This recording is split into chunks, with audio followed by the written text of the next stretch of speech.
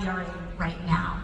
Because when there's so much that's overwhelming, and it's easy to feel hopeless or powerless in a moment, sometimes it feels like the only thing that some folks want to do naturally is to turn away, to look away. But we have to be real about what is happening. And that what we are hearing and seeing with our own eyes is, in fact, happening. We are watching as our neighbors, students, and friends are being fired, targeted, and disappeared. It is real. Even out here in Bakersfield, we've had a UFW organizer that was taken up.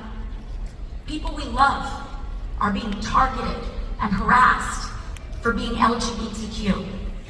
Our co-workers, US citizens and immigrants alike, are being disappeared off the street by men in vans with no uniform. Educators, our teachers, are being fired for teaching American history accurately. And activists are being detained with no charge or evidence for using their First Amendment rights, especially if those First Amendment rights are being used to speak up for Palestinians and to end the war.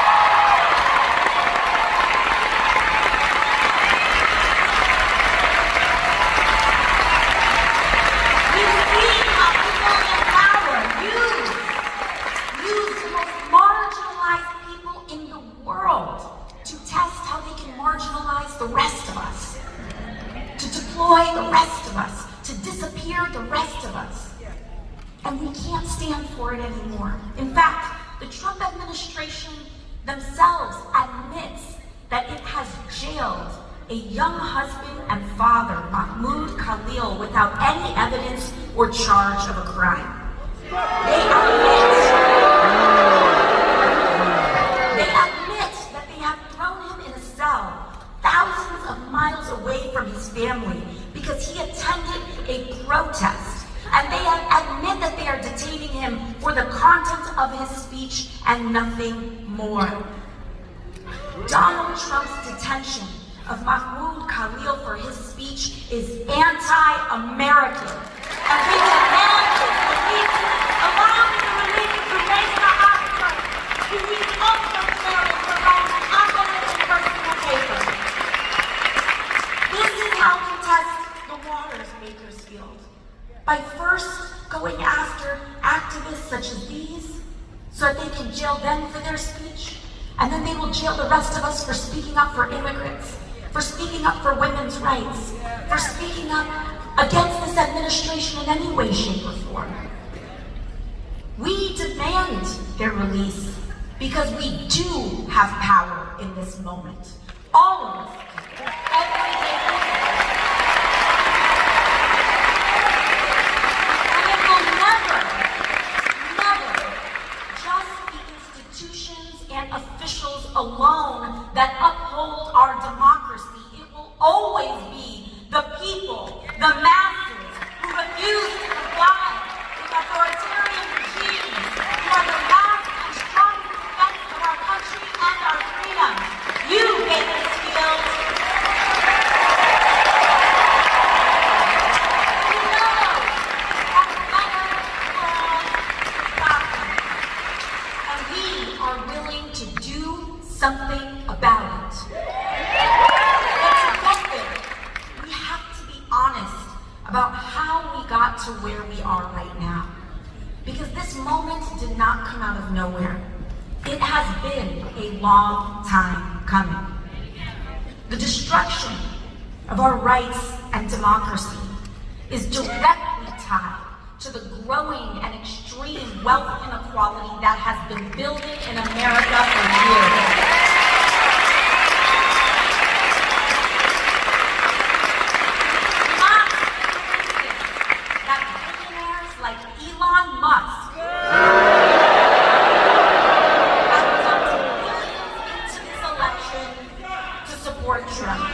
And he sure as hell isn't doing it out of charity.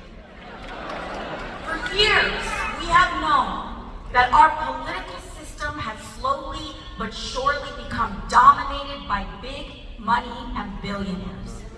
Time after time, we've seen how our government and laws have been more responsive to lobbyists and corporations than to the will of everyday people and voters.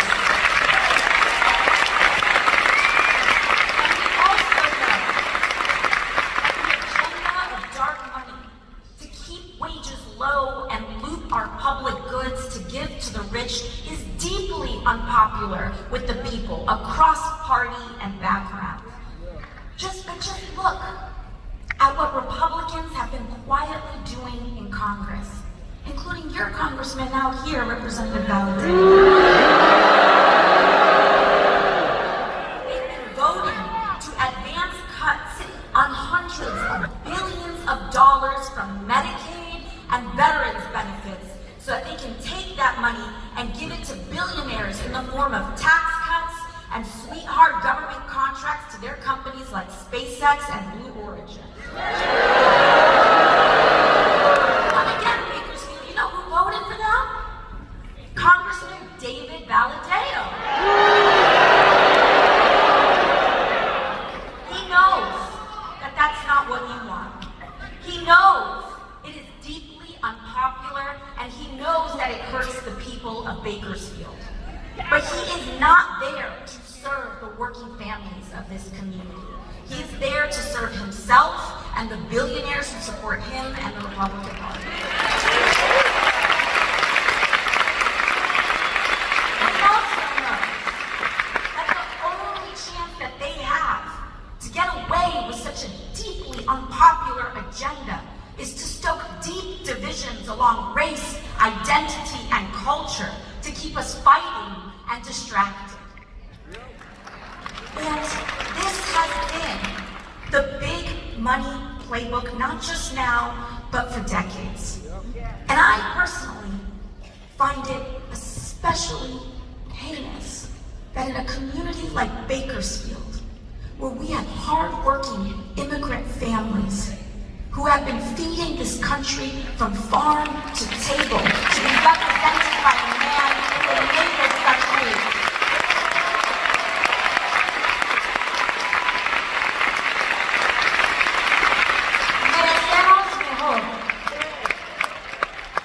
And again, that this big money playbook is not just something that's happening right now.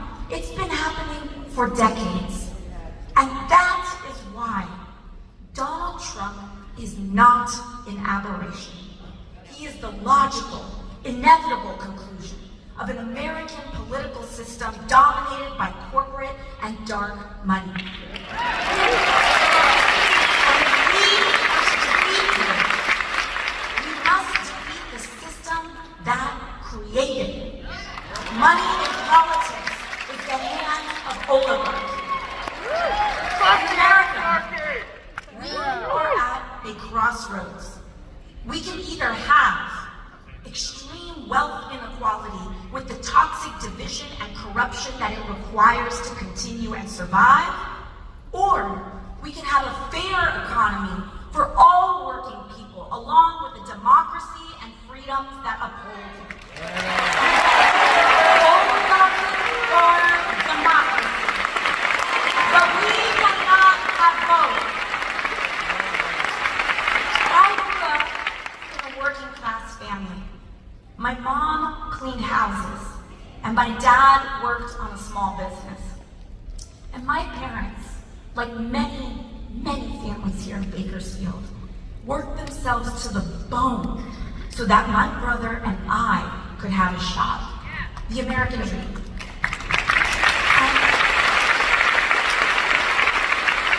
For a moment there, it looked like we may have been able to make it.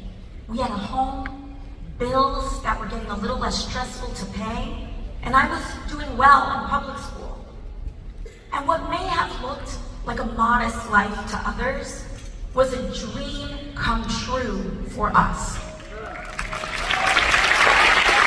But suddenly, when I was a teenager, my dad was diagnosed with a rare form of cancer. They actually thought it might have been job-related. He spent a long time on construction sites. And after a long fight, we lost him. My dad actually passed away in September of 2008, just as the American economy crashed in the Great Recession and millions of jobs across the country vanished. And it felt like the little world of our family fell apart, just as the larger world was falling apart too. And overnight, my mom was left alone to figure out how to provide and put 2 kids through school, how to keep our house, pay off medical bills, all on a house cleaner's salary. And that, Bakersfield, is how I became a waitress. Because it was the millions of innocent working families across this country who paid the price for that recklessness, while the billionaires and thieves who defrauded our financial system got off richer than ever before. And not a single one of them went to jail, as millions of Americans at their houses were put out on the street for being pushed out of their houses. And that right there is the story that Republicans mock. Not mine, but all of ours, when they say that a waitress or a working person is unqualified to serve in Congress. But the fact is, many of us are far more qualified to know what real life is like than any of them ever will.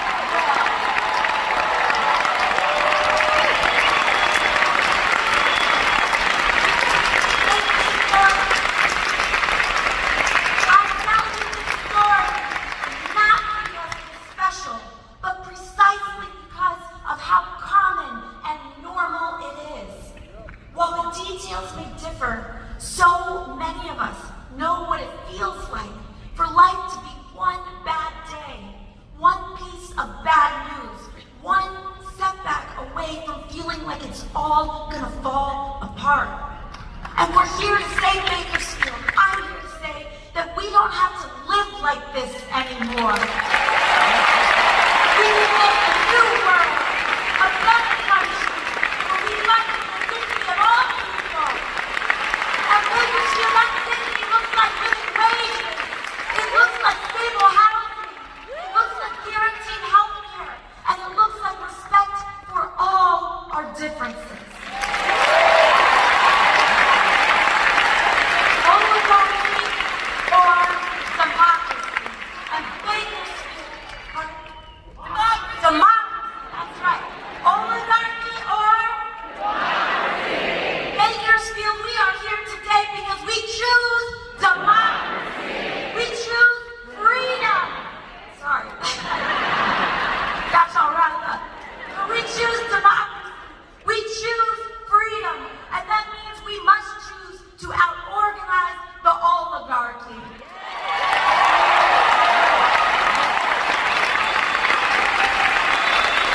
And we must do away with the power of big money. And that, Bakersfield, is why, even as a waitress with a long shot campaign, I decided I would never take money from lobbyists and corporations, and it's why I'll never let them.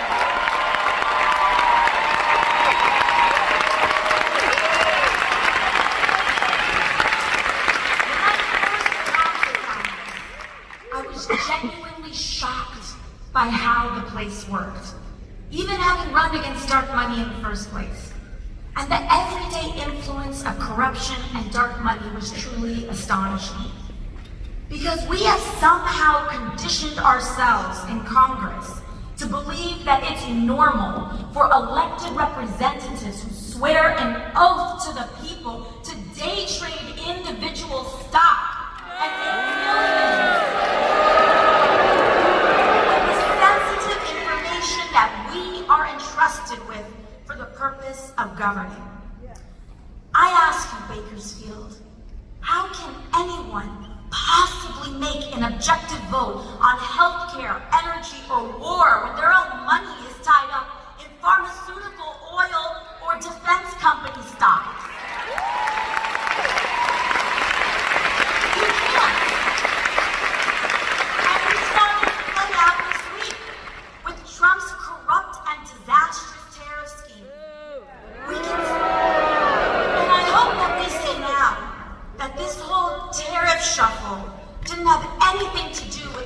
manufacturing like they claimed.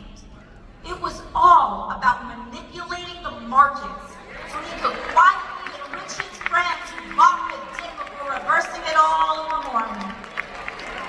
Bakersfield, this is a matter of fact. Donald Trump is a criminal. He was found guilty of racial felony acts of fraud, unlawful for sexual abuse. And if he wants to find the rapists and criminals in this country, he should look in the mirror.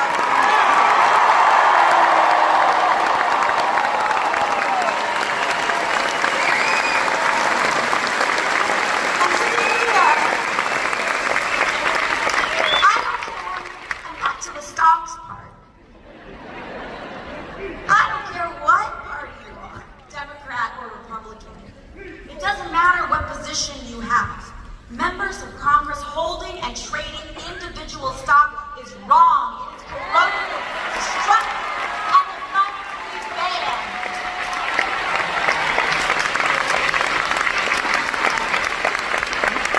Another example of some of the corruption, casual influence that we see in Congress. Just earlier this year, I was named to the Energy and Commerce Committee in the House.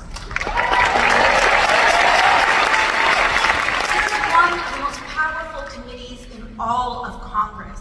It oversees 2/3 of the American economy: energy, manufacturing, trade, and healthcare.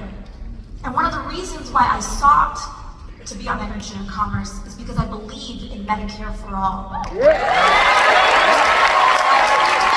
that the right should be afforded to every American. And I'm committed to the long haul of making that happen. And for years, lobbyists fought to keep me off this committee because they don't like what they don't control. And an interesting thing happened on the day that it was announced that I was named to the committee. The phones in my office, in our email inboxes, they were ringing off the hook and getting flooded by every corporate lobbyist under the sun. All of a sudden, they wanted to be best friends. But you know what, Bakersfield? Because of you all, because of your support, because you all show up, because you allow me to not take a dime in corporate money, you free me to say no.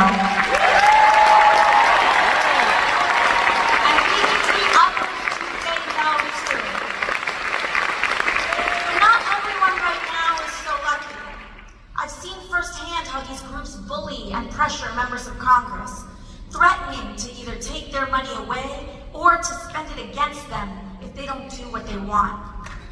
And what they want is for our lives to be as expensive as possible on the lowest possible wage.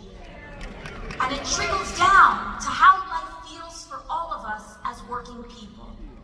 I want us all to understand that what we are experiencing today, this constant pressure of water rising up to our throats, of the impossibility to afford anything easily, the fear of speaking up or being who we are in public, the bitter divisions that we experience driven more by online algorithms than the truth, the crumbling of our rights and protections.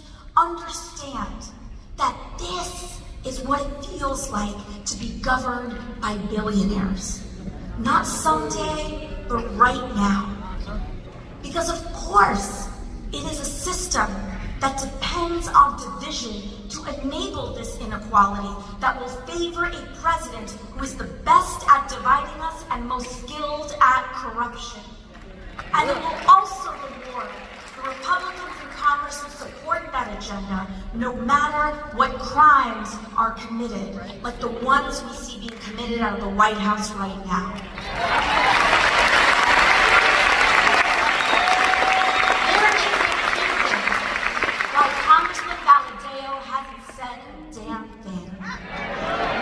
There's a reason while we are getting snatched up off the street, while our families are being broken up, while LGBT people are being targeted, while teachers teachers are being disrespected, that he is not saying a damn thing for you all right now. And it's because big money is how we got Donald Trump and his silence. And let's be clear about Trump.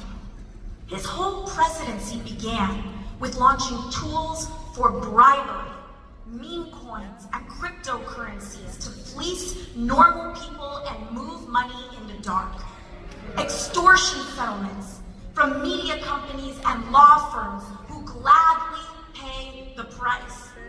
In fact, he removed duly elected officials from the chamber of the inauguration to make room for who he wants to say is really in charge, which is the billionaires who are standing behind them.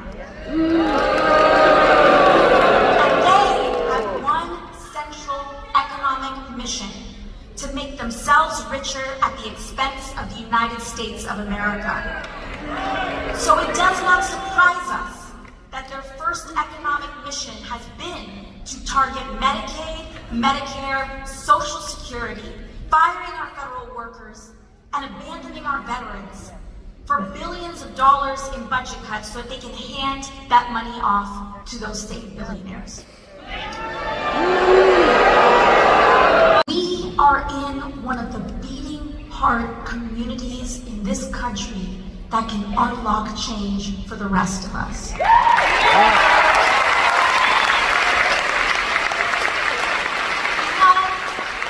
order for us to break the dam, we just need 3 Republican members to say no.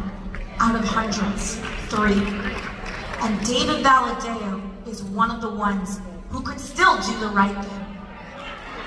And that means it's up to us to organize that pressure, because you all are the true heroes of this story.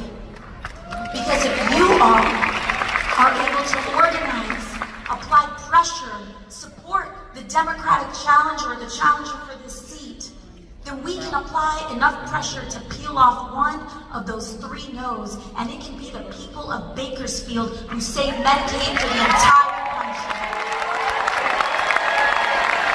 That's why we are here today. Because we believe that we can win. And Bakersfield, I know that it can look impossible at times for these Republicans to look like they can be defeated. But it's not true. It's simply not true. And from the waitress who is now speaking to you today, I can tell you impossible is nothing. Miracles start with mustard seeds. And that's what each and every one of you here represents today. Small miracles of faith in ourselves, in each other, and in the refusal to give up. So we are here for the long haul, for the school boards and the community associations, for small business groups and town councils, for public art and gestures of inclusion, and for seats in Congress too. We look at it from there. So you all know what that means. We must start working right now to give David Valadao the boot and replace him with a wrong who will stand up for the working people of this community.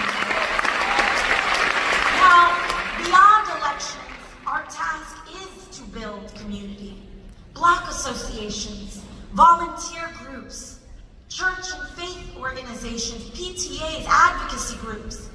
Because community is the most powerful building block we have to defeat authoritarianism and root out corruption. Bakersfield, this is the path to guaranteeing health care to every American, to establishing a living minimum wage, to take on skyrocketing rents and mortgages, to tackle the climate crisis, and establish a country where the American dream is actually possible for all of us. So I'll end where I began.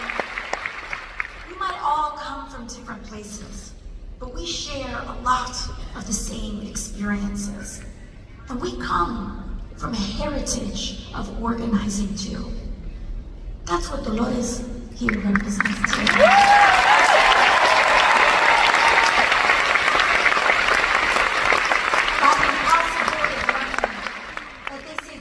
No power can never have power. But when we organize, we can change this country. We can open those paths. Sí se puede. So to all of you, we came here today unsure of whether this is where you belong. I want to say that you do. No matter you have all the right words to say. No matter your race, religion, gender identity, or status, no matter if you disagree with me on some things, if you are willing to fight for someone you don't know, you are welcome here. You are willing to fight for people regardless of who they are, how they identify, or where they come from, you are welcome here. Because here everyone is valued. But we have to stand together. We cannot be tempted to turn in our neighbors or be fooled into thinking that we are really that much different than a trans kid who just wants to be accepted as gay. To cheat ourselves and delude ourselves into thinking that we're that much different than the dreamer striving for a better future for themselves and the world. Because hate is a trap that sinks us all. And it is standing together without exception to reject division that is the only way that we can win. So I hope that you see that this movement is not about partisan labels or purity tests, but it is about class solidarity. It's about the fact that you came out today to stand here together and say our lives deserve dignity and our work deserves respect, no matter who we are or where we come from, because we are here to make a sacred promise to one another. Our goal today is to commit to building the kind of country that we all deserve. And we will make that promise, to take care of one another on our worst days, and to share in the successes of our best. Thank you, Bakersfield, for working with us.